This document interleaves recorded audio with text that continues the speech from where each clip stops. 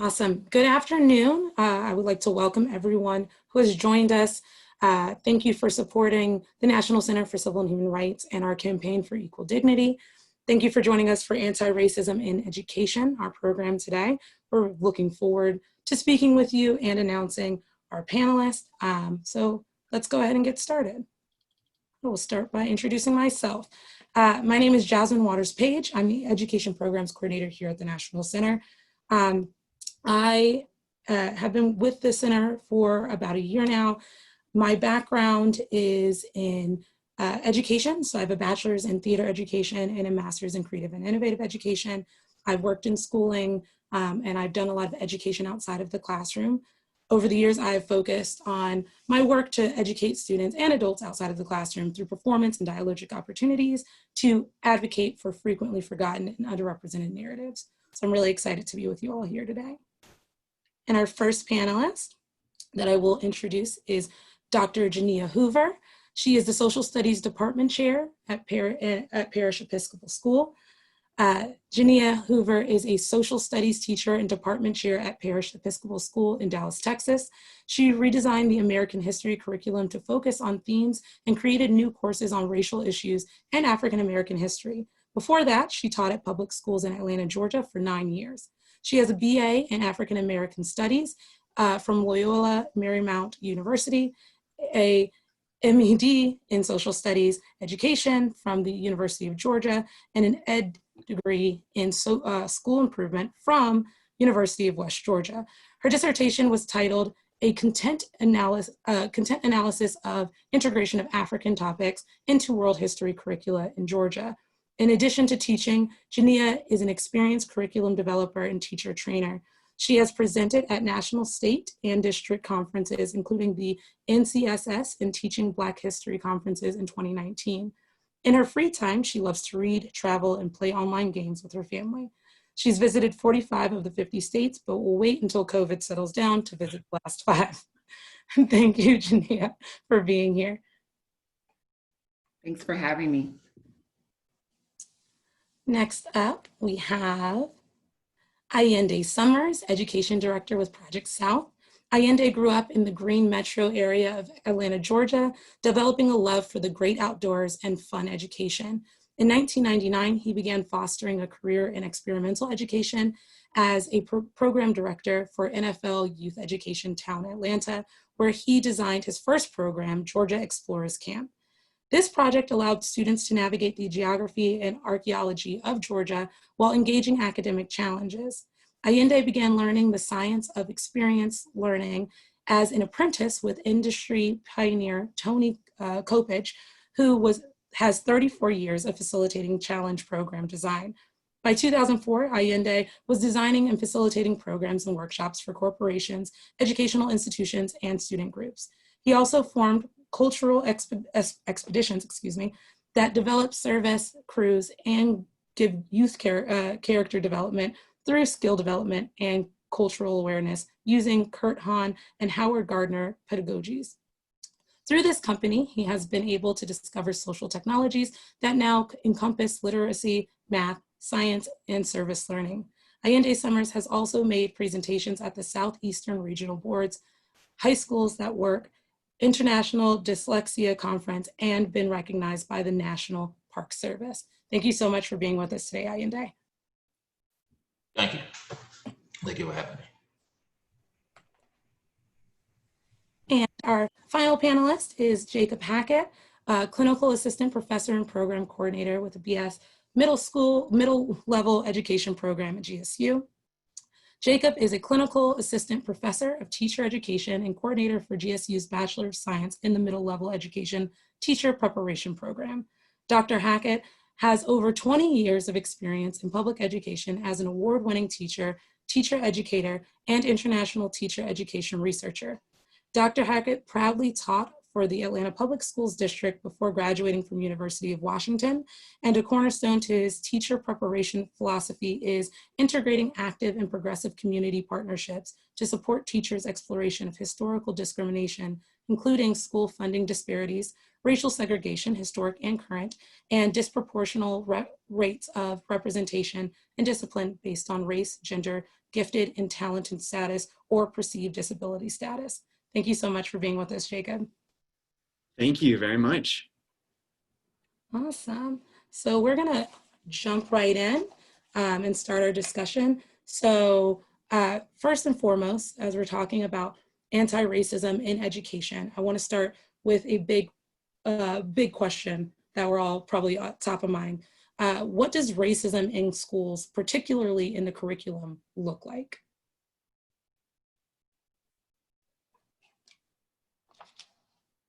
And feel free to jump in whoever wants to go first.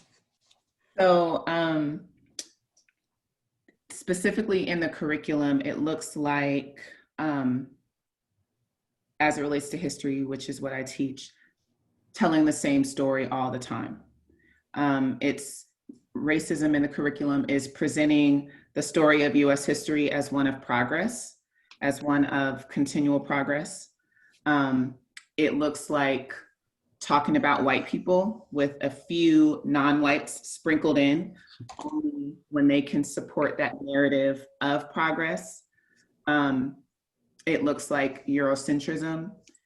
It looks like non-white kids, especially Black kids, being overrepresented on suspension and expulsion records, underrepresented in AP and honors classes. So those are a couple of ways that I see it.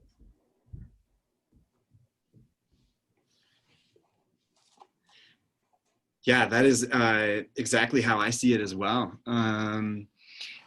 It's the way that I think about anti-racism, or racism rather, in the curriculum is certainly a stifling of critical inquiry when it comes to who is writing the history, the perspective that's taken in the history books, and a lack of space that's provided to discuss multiple perspectives, to really challenge that dominant narrative.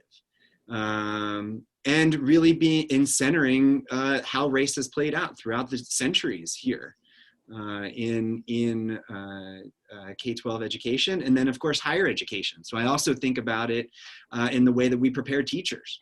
So how do we prepare teachers with a curriculum that really centers race and intersectionality, and understanding that those things need to be questioned, and then they inform the way that we can approach K-12 curriculum. Yeah, agreed, echoing both. In that a lot of it starts with how we were taught. We are the population of teachers. And so we, unfortunately, were exposed to a lot of curriculum that was anti-Black. And so as we grow and become the adult population, that's where the curriculum starts. In terms of how we share the curriculum.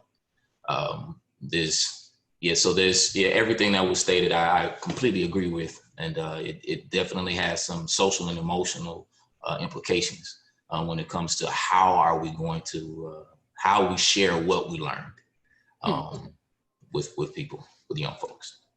Awesome. To that point, so how do we see the long-term impact of racist curricula playing out over time? So one thing that I did also want to add is we can't really talk about curriculum without talking about the funding that goes into schools. Mm-hmm. And I think that's probably the biggest way that racism manifests itself, which is outside the scope of individual schools. But it's really hard to talk about how racism manifests without looking at the fact that the schools that happen to have the most money and the most resources are those that have the larger tax bases. And we don't have equitable funding in schools. So that means the kids that need the most in terms of support and resources and newer textbooks and such often don't get it. Because they are in lower income households, which more often than not tend to be non-white. I think that was a great point. Thank you for bringing that up. Jacob, did you have something to add? Yeah, certainly. So one of the impacts that is relatively pervasive, if you don't mind, maybe I'll do a small little interactive challenge, I guess. If you just humor me for a moment. Don't worry, you don't need to actually respond. This is a little audience engagement, but maybe just to like have a shared experience. So maybe you've done this activity before, but maybe you haven't. If you have, just again, humor us. Right now, think of the fourth letter of the alphabet. Okay, you got it in your mind. All right. Think of a country that starts with that alphabet. Okay, everyone have a country that starts with that letter. Now, think about the name of that country. Now think of the last letter in that country's name. Okay, you have that letter. So you have your country and then the last letter. Think of an animal that starts with that letter. All right, so you have your country and your animal. Now think of the last letter in that animal's name. And think of a fruit that starts with that letter. So you have your country, your animal, and your fruit. And maybe you could put it in the chat box or not, but now, normally in class, I would say raise your hand, but raise your hand if you are in Denmark with a kangaroo and an orange. See, I got lost. I did Djibouti. In the chat, I'm seeing some oranges and some tangerines. You have a raspberry. Nice. Great. So there are a lot of other countries represented besides Denmark, which is great. And Jania, nice for being in Djibouti or Dominican Republic or Democratic Republic of Congo, right? But unfortunately, typically we see a very ethnocentric consequence of history and curriculum as being predominantly the answer is Denmark and a kangaroo and an orange. And that's a very like sort of tangible way of seeing the impact of an ethnocentric perspective. That is pervasive. Also in the chat, we do have some folks that started with Denmark, ended with orange. I'm very pleased that I knew iguana started with an I. Because I was struggling for a minute. I was like, a letter? Yeah, I saw you and I was like, I bet she's struggling where I am, and I couldn't think of I started in Dubai, ended with an apple, but you know what? We made it. Yeah, Jacob, that's a good activity. One I typically do on the first day of school is just ask the kids to name the most 10 important people in history. They happen to be, typically white males. And then I will ask them, what they notice about those. And that kind of gets us to the point of, looking at the story that we're telling. But to Ayinde's point, we don't necessarily realize that we're internalizing those symbols, but how we move through the world is through these eyes where only white people did good things, only white people did important things. And that shapes how we view all sorts of things once we are of the voting age. Awesome. So I'm gonna mix up the question that I asked a bit ago and include some of the things that you've just been talking about.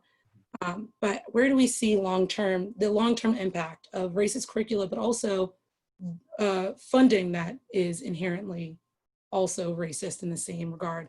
What do we see the long-term impact, and what is also potentially the fix for that? What can we do to make that change in our school systems and in our curriculum? Yeah, I love that question. So I'll start a little bit on the back end of it. So historically, when I look at Highlander Center, is in Tennessee, in the middle of Appalachia. And so we have a woman who comes from South Carolina. Her name is Septima Clark. Septima Clark is a certified teacher from South Carolina. And so what was done in the past, or at that particular time, no Black people could vote, not a man or a woman, and poor white folks were marginalized as well. But what they also realized is that they could not read. So she is fired from South Carolina and comes over and to the Highlander Center, fired from working as a teacher. And she comes and she, along with several other women like Ella Baker, several extraordinary Black women, they created these citizenship schools, over 200 citizenship schools across the South, where they were teaching all types of people how to read so that they could get the right to vote. So saying all of that to give a little bit of context, we stand on the shoulders of giants. We don't have to reinvent the wheel. And they were up against very similar and pressures societally. And ironically, at the time, there was also a counter movement. There was a group of the Daughters of the Confederacy, that were getting federal funding to put money behind curriculum, put money behind the statues that we see coming down. And they were very clear, as many of them were trained educators, that if we can get them while they're young, then by the time Donald Trump is where he is and other people where they are, it will be so ingrained in them that it will be difficult to pry their minds away from a lot of the structural racism that exists inside of our society and inside of our schools today. So that's my solution, is reach back. Senko Fa, go back and fetch it. Yes, yes. Yes, I agree a million times. Someone asked about, Barbara asked about the textbooks. And I think connecting, Jacob, to what you said as far as teacher education, what we see most often is that teachers tend to teach the way that they were taught. And in a lot of teacher education programs, the education that pre-service teachers receive is also Eurocentric. So I minored in education in undergrad, and then I got my master's at UGA. And outside of the classes that I took for my major, which was African American Studies in undergrad, there was only one class that was specifically focused on outside non-Eurocentric views, and that was multicultural education. And it wasn't even required in my program. So that speaks nothing to learning history of different groups. So when I taught world history for years, I was teaching mainly based on the textbook, which, to Barbara's point, was telling very much the same stories. And what we see, especially with social studies, when I was in Georgia, you could still get your degree, get your license, and you were broad field certified, which meant that you took one test and you were certified to teach US history, world history, psychology, sociology, government, economics, geography. And you could teach any of those, probably multiple of those classes within the same year. So you are taking people that are underprepared in terms of knowing the information and then asking them to teach 2 sections of geography, 2 sections of government, 2 sections of history. So to survive, you are going to rely more so on that textbook. So you're just going through those chapters, going through that information. And if you don't have that filter, if you don't have that knowledge, you are just going to share that information and recreate those systems. So in terms of fixing it, we've got to look at teacher preparation, We have to make sure that people are getting adequate preparation in terms of just knowing different views of history, knowing, you know, how slavery manifests itself, you know, learning about the convict leasing program, which I didn't learn about until I was an adult. So the more that you know, the more that you're going to be able to share with your students. The more that you know, the more training and support that you're going to be able to get for your teachers if you're in the admin role. The more that you know, the better able you will be as a parent to hold the teachers of your students, the administrators at those schools, and your school board members accountable for incorporating and making these shifts and changes in the curriculum.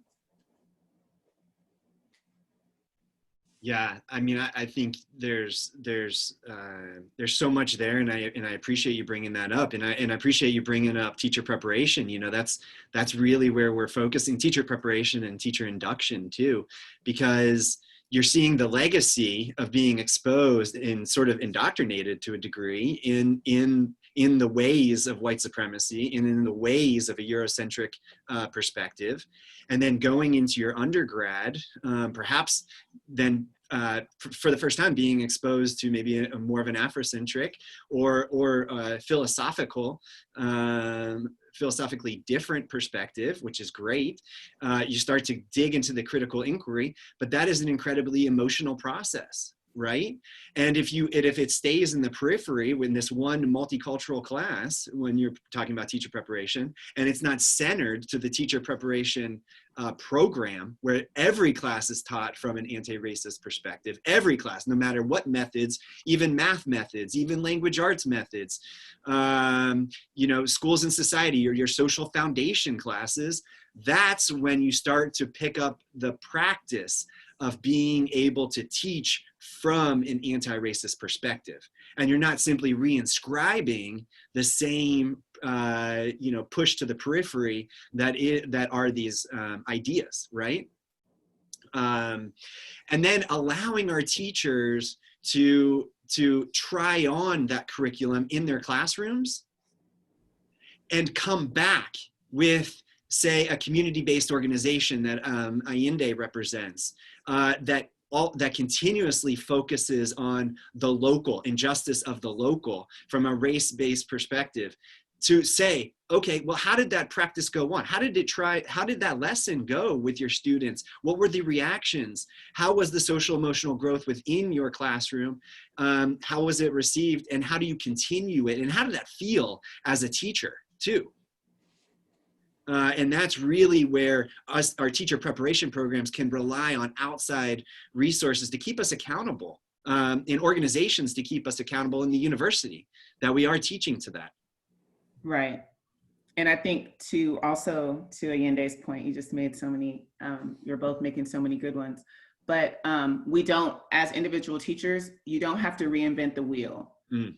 There are people that have been doing this work, are doing this work. They want their work to be shared with schools. They want to partner with teachers in the areas. They just don't always have the knowledge or those connections. Yeah. I'm teaching an African-American history class for the first time at my school this year.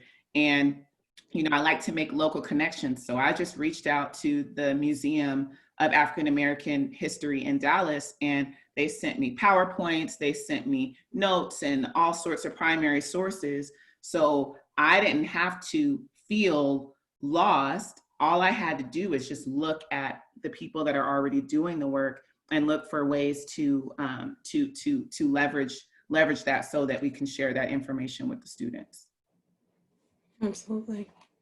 I mean, yes, I think that's such a good note, using your resources, right? There are so many museums, centers, spaces around all of these other areas who are doing that work. Using them is always so beautiful and really, really simple. Most people are really happy to help, right? Yeah. The next point I'm going to move on to is what is an anti-racist curriculum? And how can teachers incorporate it and continue to meet the Common Core standards at the same time?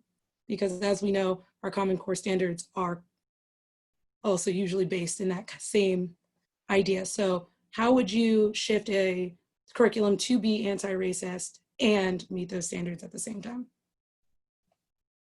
So the good thing, when I was in Georgia, we were still using the content standards for the different areas. It was right around the time that we were transitioning to Common Core. So it can be done in either way, but it's just easier with Common Core just because those are much more focused on skills. And they'll say, hey, you've got these reading standards for social studies. You've got these writing standards for social studies, but they don't specifically mention, you have to teach this information or that information. So the good thing is that you're more able to do that within that framework.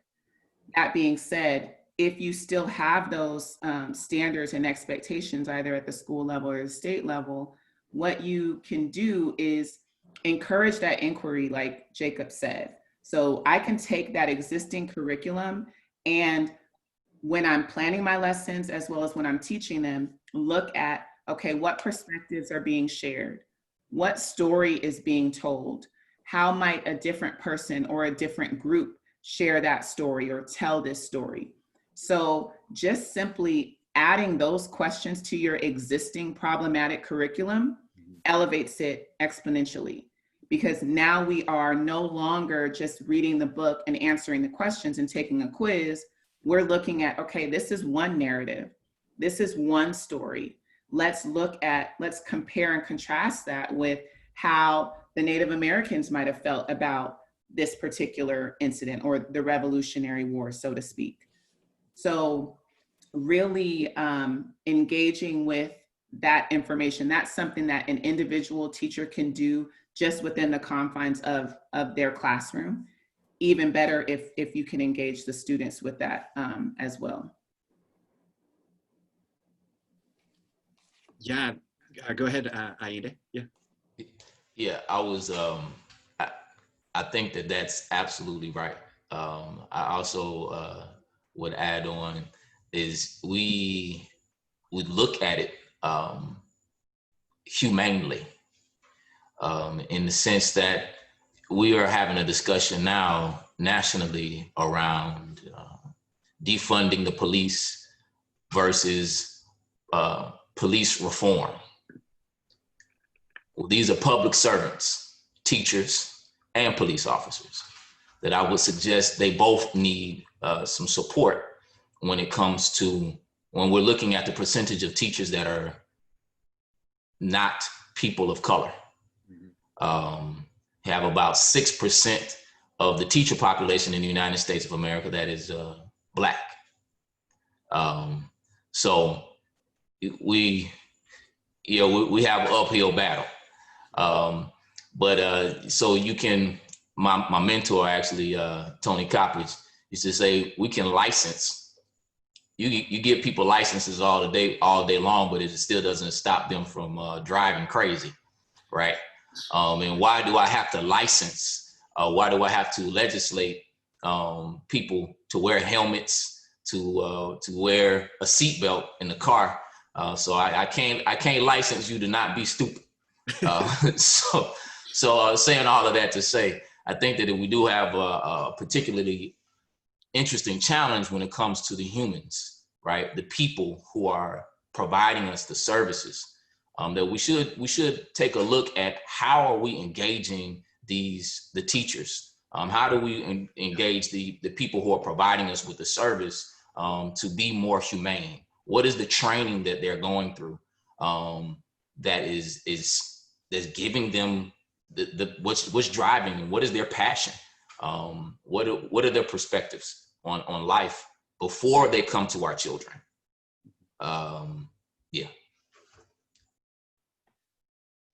Yeah, I appreciate that. And I love teachers. I love educators.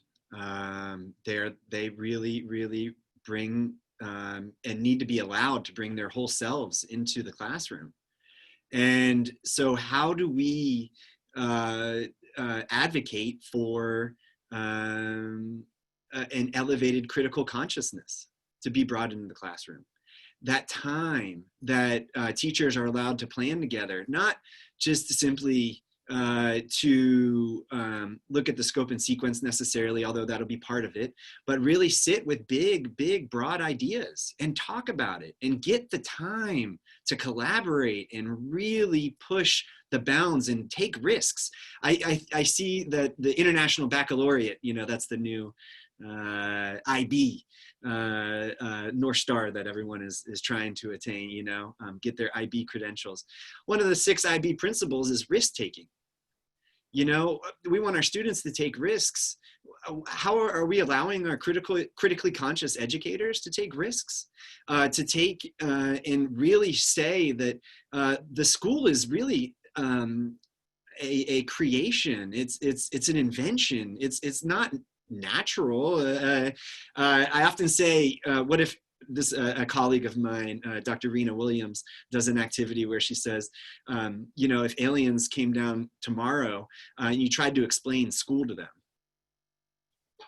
okay, you take your babies, you drop them off, and then you pick them up later? What?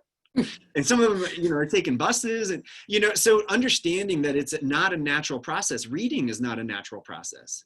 That it is a difficult skill, that a challenging skill, and there is a science to it. And that schools are not necessarily natural places, and we have to work to make them be the loving spaces that they need to be, where teachers can take the risks to really push the bounds of their curriculum and allow for the school board to not necessarily be in a compliance mode, but say, actually, we are going to let them take the risks, and we're going to let them learn through that process in a relatively safe space, because otherwise we'll be stuck in that same routine. But we're at a moment now where perhaps our curriculum can really explode.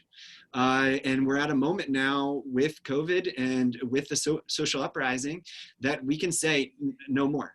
That the Georgia milestones look like they're going to be gone this year, as they were last year, potential for this year. And does that allow us to just say, you know what? Let's look at the whole scope and sequence. Let's look at things differently, and let's start afresh. Yeah. And Jacob, sorry, Jania, did you have something? I want to make sure I didn't cut you off. Sorry. Go ahead. No, you go ahead, because I know what you're going to say is going to be better than my question. No, I was just going to say, speaking to those tests and some of those administrative requirements on schools, seeing the differences. I taught in Clayton County and APS for 9 years. And then I've been for the last 6 years in an independent school where we don't have a lot of those bells and whistles. Not to say that we're not still doing some of this work, but when you remove that pressure, I listened to a talk by Ibram Kendi a couple of days ago, and he talked about how the curriculum is standardized, but the funding isn't. So we're asking all of these kids to take, whether it's your end of course test or whatever they call it now in Georgia or in your particular state, everyone has that same standard, but we're not giving those same resources. And what I've seen is without this pressure of testing, I'm working with people that are having those types of conversations on a very, very regular basis. So teachers don't need motivation to work hard. But when you put different obstacles in the way, when I was in Georgia, to do a good lesson plan, it would take me like an hour and a half a week, hour and a half to 2 hours just to fill out a lesson plan. All of the time that I had to put into testing, whether it was preparing kids for tests, doing retesting and all of that, whether it was the graduation test or the end of course test, that time is focused on activities that really aren't necessary. And if you just remove those, which in the midst of this pandemic, oh my gosh, Texas did the same thing, Georgia did the same thing. We said, oh, maybe those aren't that important. We can graduate kids if they haven't passed these exams. So maybe, dare I say it, that is not the most important tool to evaluate how well we're doing in education. Right. Yeah, I mean, the beauty of an educator is one that knows how to assess and how to measure. I mean, that's inherent in the job of an educator. So why was that stripped from educators to standardize the measure and standardize the assessment? That's the ingenuity, that's the genius of the educator, is to be able to make that assessment and that measure dynamic and appropriate and local. And that needs to be, and maybe are we on the cusp of allowing them to do that again? Right. Yeah. Someone said in the comments that we must get comfortable with the terms defund and reform, and I totally agree with that. And as it pertains to both of these pieces here, I think that it is critical that we begin to again engage each other. And starting at our humanity, not our position or grade. To say that this industrialization of humanity, and it starts with our children, right? There was no intent to have places where we could groom our children in the most humane way possible. The whole point of school originally was just to get the little thugs off the street, because they were robbing the people once they got their paychecks in New York. We didn't start the societal norms that we have now off with from a benevolent place. So I just merely suggest we re-examine. But in order to re-examine, we're going to have to get comfortable with having some conversations with each other, and some conversations that are uncomfortable. Well, the funny thing is, when we talk about defunding, education has been defunded. Oh yeah, longer than we've been alive. It's only a problem when it comes to police. Yeah. So if we could take some of that money and just throw it to schools, maybe we could be having a better conversation. Yeah, I couldn't agree more. I really appreciate you bringing that up. I mean, we've been comfortable, as Dr. Gloria Ladson-Billings calls the educational debt. We've been comfortable with the educational debt for generations, forever, really. And what that means is focusing purely on the achievement gap, right? And just looking at student performance as the only way of saying, this school is an F, this school's an A.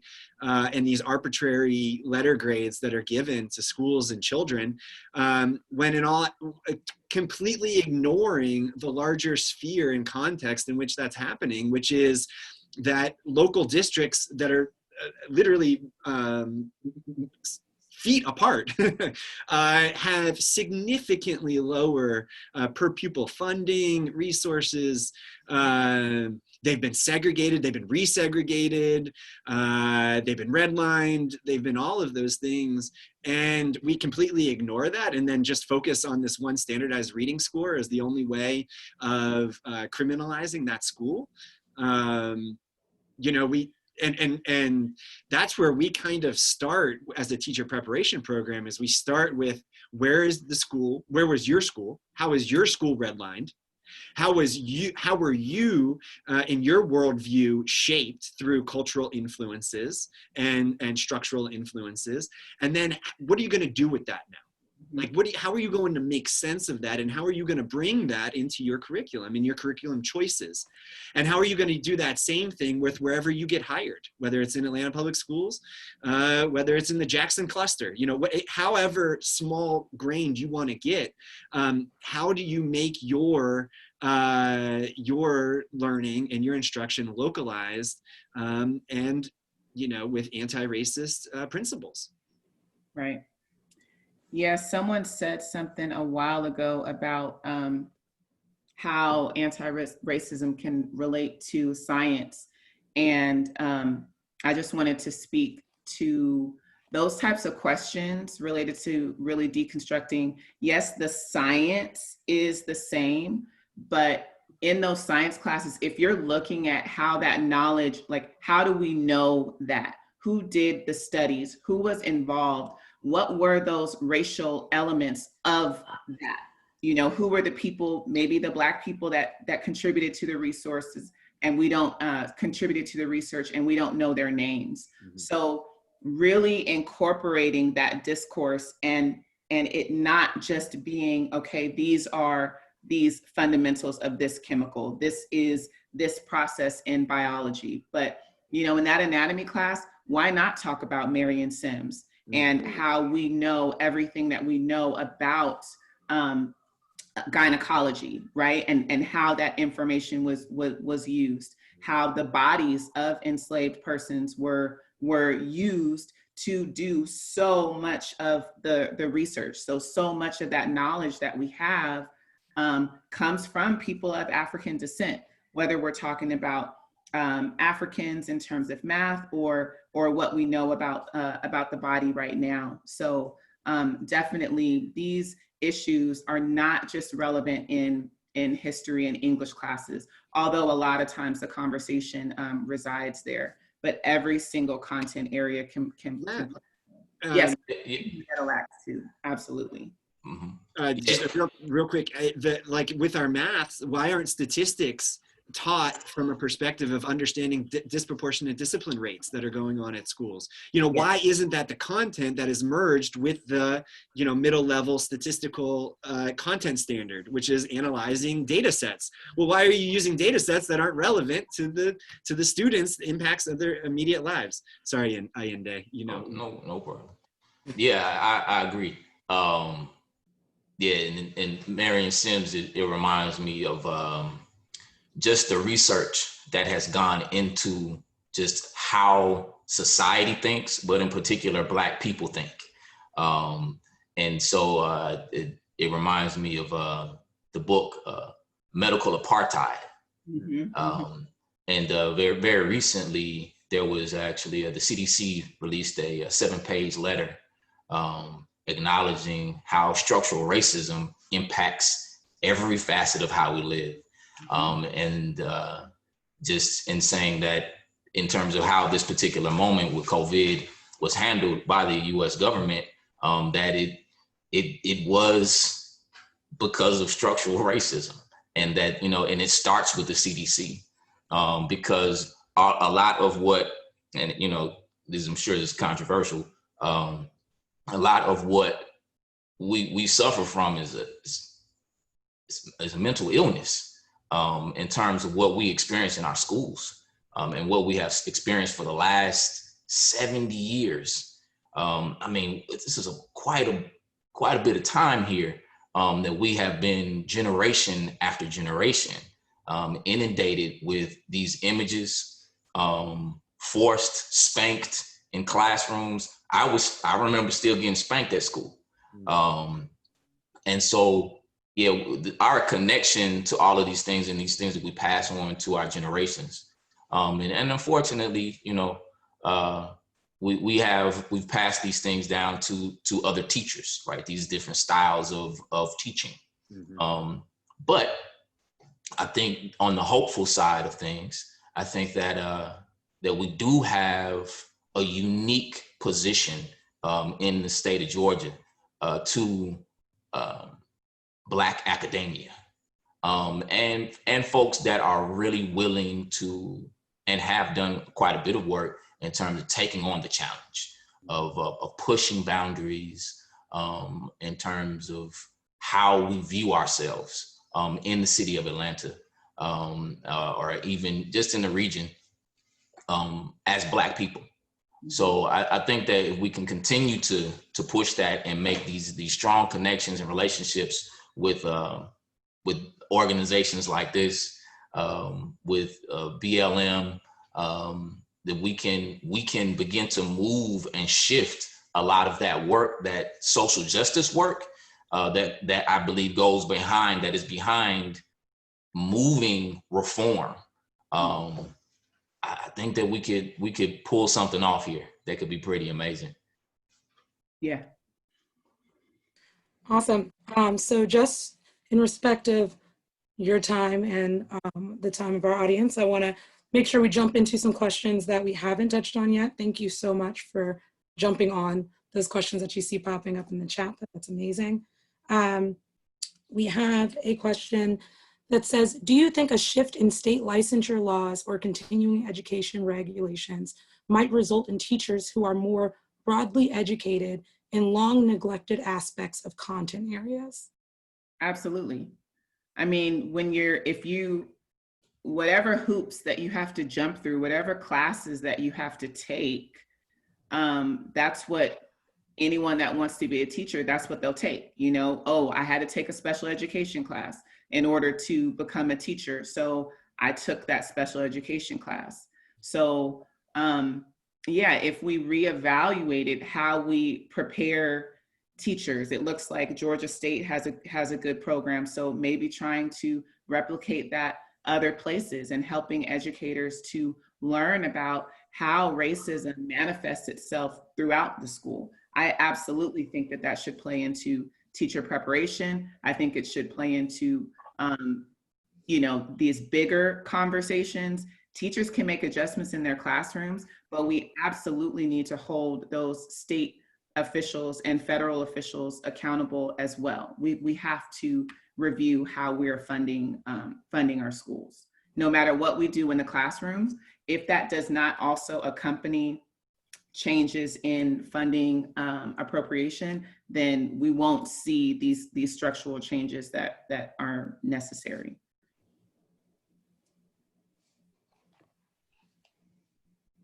Awesome.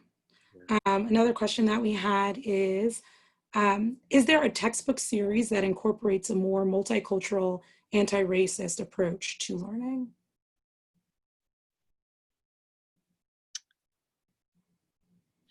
So as far as a textbook series, I'm not as necessarily familiar, but what we do is try and shift the conversation, not necessarily from the textbook, but what are all kinds of peripheral materials that you can be bringing in.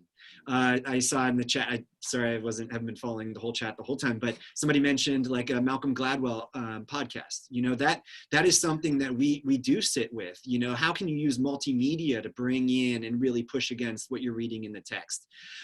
We're at the cusp of amazing young adult authors of color, Black, female in particular, young adult authors. So thinking about language arts and being able to really push against the canon that has been stuck with, you know, the same authors in middle school, being exposed to those same ones, bringing in some more graphic novels, you know, in language arts. And then looking at each discipline and how do you really elevate the anti-racist practices within that discipline, I think is a powerful conversation, and is happening. It is certainly happening.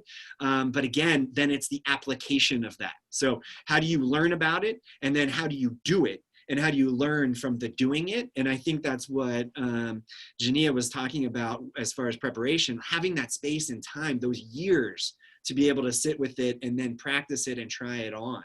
And that's really where we are trying to do that. But of course, it's always do more with less.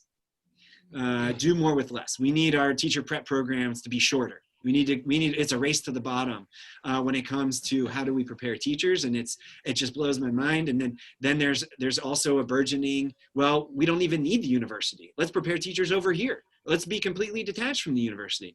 And that conversation also neglects the history of the place and the space into how do you prepare teachers. And so there needs to be this middle ground, this teacher ed 3.0, as Ken Zegner discusses, where we really need to think long-term of the professionalization of the profession from an anti-racist perspective. Beautiful. Awesome. Another one we got is, what can people do to fight for more equitable funding for schools? It seems like everyone knows that using property taxes to determine school funding is an unjust and inherently racist system, but how do we change this? Draw a bigger bound. What if everyone contributed to Georgia? What if the boundaries weren't Fulton County or Atlanta Public Schools? What if we all put it into one pot like Canada does, where it's the whole province? Toronto pays for school districts in the larger province. That would really ruffle some feathers. That would be really radical. I'm not in education policy necessarily, so I imagine that will be how that will be received. But it's all in how we draw our bounds and our lines, and our lines reflect our values. We have maintained big major walls. In the case of Detroit, literally a 6-foot wall, an actual wall. Concrete wall that has been there for generations. And so it's how we think about drawing our boundaries. I don't know. That's, if not, we're going to continue to have these inequities. Yes, and I think definitely as an individual, that's engaging with your state education officials. So in this country, the education is one of those areas that in which states have a lot of control. So speaking out to those state legislators, speaking out when they're talking about those budgets, speaking out and demanding a more equitable distribution of resources and of funding. I mean, just in Atlanta, when I was teaching in APS, the disparities between North APS and South APS were stark. And that's just one, that's just in one district. And it really shouldn't be that way. You shouldn't have to say that you live in a certain area just to be able to have a chance at a decent education. But the people that are able to make those decisions are those lawmakers at the state level. So definitely making sure that those people know, getting together with other people, making petitions, whatever you can do to get your voice heard and really demand those changes. But again, how were those lawmakers taught? Their worldviews were impacted by a history dense with the lost cause or any other skewed perspective, white supremacist perspective. And so when they're approaching a school funding issue, they're going to approach it from that perspective. That's their worldview. And so maintaining inequity, as Jonathan Kozol calls savage inequalities, that's going to maintain, and that's going to continue to be perpetuated. So this learning process for politicians, where is that going to come from, Ayinde? Yeah, I wonder. Yeah. I tell you, there was something that was said earlier in the chat. It mentioned Hosea Williams, and so. And his work as a chemist, as a business owner in Savannah, even before he came to Atlanta to do all of the good work that he did. And grassroots movement is what comes to mind when I think about education for Black folks, for poor people in the South and in Georgia. It's the heart that these churches, that institutions where people care about humanity, they have to be centered. That people who are doing that work, we have to check everybody, right? We have to make sure that we're participating fully. I know that I fortunately I get a chance to work with Jake on and some of the members of the organization here on things that they do outside of a paycheck, because I care about humanity. These individuals care about humanity, we have to center the little people first, right? That they are people, regardless of whatever other title we put on them. And how do we want to treat them. And so when I think about Septima Clark, who I do a lot in her name. I do a lot in the name of Black women, and somebody put earlier in the chat, Jania Hoover, also a education warrior in Atlanta. And what she did and what they do is they teach people how to read. The amount of caring that goes into teaching somebody how to read, that didn't happen from a government. This was energy out of their own time, outside of a school, organizations that they created because they saw a need and they filled a need. We have nonprofit organizations all over the place. We can do some education. We can do some literacy classes inside of some of these buildings that make sure that our Lexile levels are adequate for being able to navigate the school day. Right now, we're not. If we were, Georgia, Alabama, Mississippi wouldn't be number 49, 48, and 50 for the last, like it's a running joke amongst us that are from those 3 states. Like, who's going to take last place this year?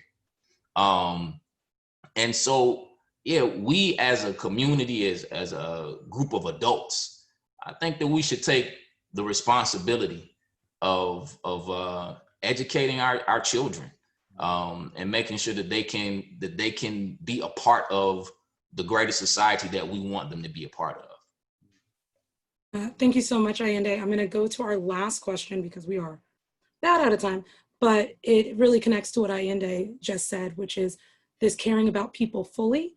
The question is, can anyone on the panel speak to the issues we are seeing with BIPOC students who are also LGBTQ+, and how we can work to better support and uplift those students who are being even further marginalized, erased, and or silenced?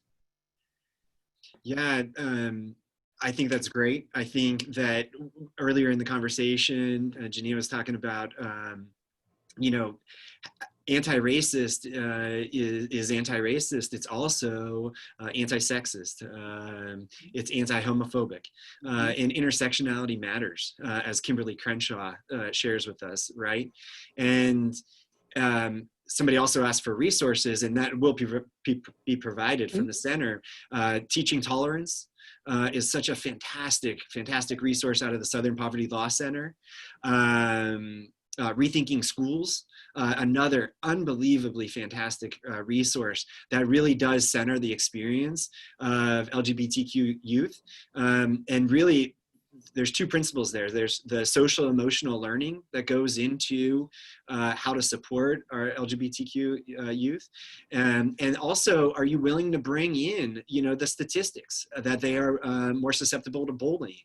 Are you going to bring it into your classroom? Can you bring in authors who identify as LGBTQ into your curriculum? And that really goes part and parcel with an anti-racist stance. Anything that anyone wanted to add? Jania, Ayinde? Yeah, I just think that Jacob hit the nail on the head. With my American history class, I use a book called A Queer History of the United States. So, a lot of times I'll hear people say, oh, it's everywhere now. There's such an agenda. Why do we have to see that? When actually gay people have been around since as long as people have been around, and the powers that be made conscious decisions to erase that part.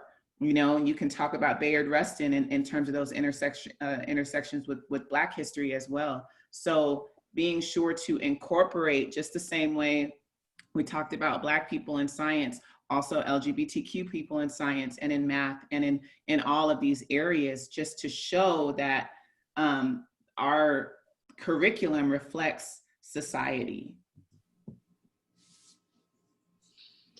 But you have to be a critically conscious educator to take those risks, to bring that stuff in. So again, it comes back to the risk taking of the educator and the willingness to diversify. The willingness to diversify, and in the words of a giant that we're all standing on, be willing to get into good trouble. I And was that was gonna a say, nice, but that no was a said. nice nod That's right. Yes. That's right. I was. What a beautiful way. to Atlanta's John Lewis. I want to thank you all before I get into our upcoming programs. Thank you to all of our participants for being here, for really engaging with our participants today. Thank you so much, Jania. Thank you so much, Ayinde, Jacob. I love this conversation as an educator. I goosebumps the whole time. I was like, you know what? Let us talk a couple minutes over. It's going to be fine. We will be providing resources, but anyone who wants more information or wants to reach any of our panelists today, the information is up on the screen. Please follow them, reach out to them. Sure, they would love to hear from you. We will also be providing resources as the National Center that go along with this program. Once we put it up on our equaldignity.org site, we'll have some resources that coincide with it for follow-up. Upcoming. We have Art for Equal Dignity. So every Friday in July, we invite you to help us showcase the art as a powerful facilitator of empathy and catalyst for global change with 4 simple steps. 1, on Instagram or Twitter, share visual or performance art that is socio-politically meaningful to you and credit the artist. 2, tag the center at CTR or CHR. 3, add the hashtags #Art for Equal Dignity, #Equal Dignity, and 4, share what equal dignity means to you in the caption. Define it in your own terms. Also, we have a weekly action checklist. Please check in on equaldignity.org. Also, if you have not yet, please sign our petition and be a part of our Equal Dignity campaign. We would love to have you. In our upcoming programs, we have Civics 101 this Friday at 7 p.m.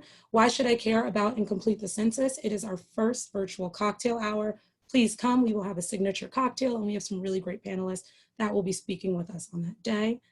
On August 7th at 12 p.m., we have Eviction, Crisis at the Core of Economic Instability. And then Equitable Dinners, Lift Every Voice. We have August 16th at 5 p.m. Eastern Standard Time for all of these. Again, we would like to thank you so much on behalf of our partners, on behalf of our CEO, our team, our staff. Thank you so much to our panelists for being here with us. Thank you so much for joining us for this program, and we hope you enjoy the rest of your day. Thank you For having me. Thank you. Thank you. That's great. Thanks a lot.